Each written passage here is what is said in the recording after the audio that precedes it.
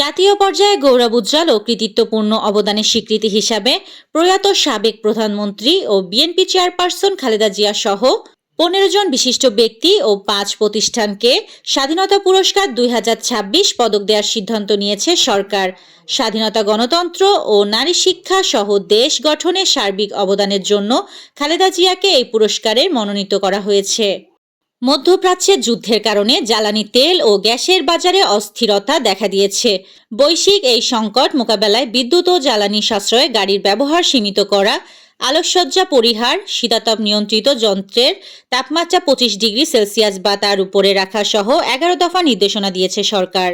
ত্রয়োদশ জাতীয় সংসদ নির্বাচনে বাগেরহাট 1, চিতলমারী, ফকিরহাট ও মোল্লারহাট সংসদীয় আসনের প্রাপ্ত ভোট পুনঃগণনার নির্দেশ দিয়েছে হাইকোর্ট।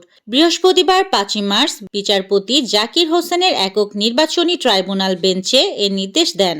খুলনা নগরীতে মাসুম বিল্লাহ নামে এক শ্রমিক নেতাকে প্রকাশ্যে গুলি ও কুপিয়ে হত্যা করেছে দুর্বৃত্তরা। ঘটনাস্থল থেকে স্থানীয় জনতার সহায়তায় পুলিশ অশোক ঘোষ নামে এক হত্যাকারীকে অস্ত্রসহ আটক করে। মধ্যপ্রাচ্যে চলমান যুদ্ধ পরিস্থিতির প্রভাব পড়তে শুরু করেছে আন্তর্জাতিক বাজারে। ইরানকে ঘিরে যুক্তরাষ্ট্র ও ইসরায়েলের সঙ্গে উত্তেজনা টানা 6ষ্ঠ দিনে গড়িয়েছে। এই ভূ রাজনৈতিক অনিশ্চয়তার মধ্যে নিরাপদ বিনিয়োগের চাহিদা বাড়ায় আন্তর্জাতিক বাজারে স্বর্ণের দাম আবারও বেড়েছে। ইরানের বিরুদ্ধে এই যুদ্ধ নিয়ে আমেরিকার অন্দরেই প্রশ্নের মুখে ট্রাম্প প্রশাসন। যুদ্ধের খরচ, ঝুঁকি, কৌশল থেকে ট্রাম্পের যুদ্ধনীতি নিয়ে প্রশ্ন তুলতে শুরু করেছেন অনেকেই।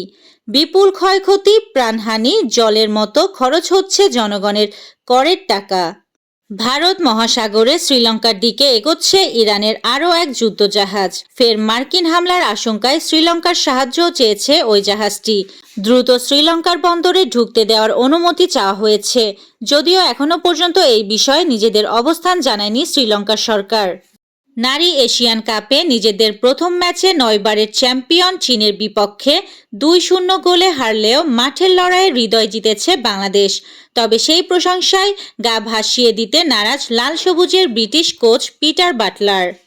এবারে ভারতীয় ক্রিকেট কিংবদন্তি সচিন টেন্ডুলকার পুত্র অর্জুন টেন্ডুলকার বিয়ে করলেন তার দীর্ঘদিনের প্রেমিকা সানিয়া চন্দককে। আজ 5 মার্চ ভারতের মুম্বাইয়ে আয়োজিত হয় তাদের জমকালো বিবাহোত্তর সংবর্ধনা। ক্রিকেট ও বলিউড জগতের তারকাদের উপস্থিতিতে পুরো আয়োজন হয়ে ওঠে তারকা খচিত। এই ছিল আজকের শীর্ষ সংবাদ। ছিলাম আমি ইয়াসমিন আক্তার, সুরমা টিভি 24।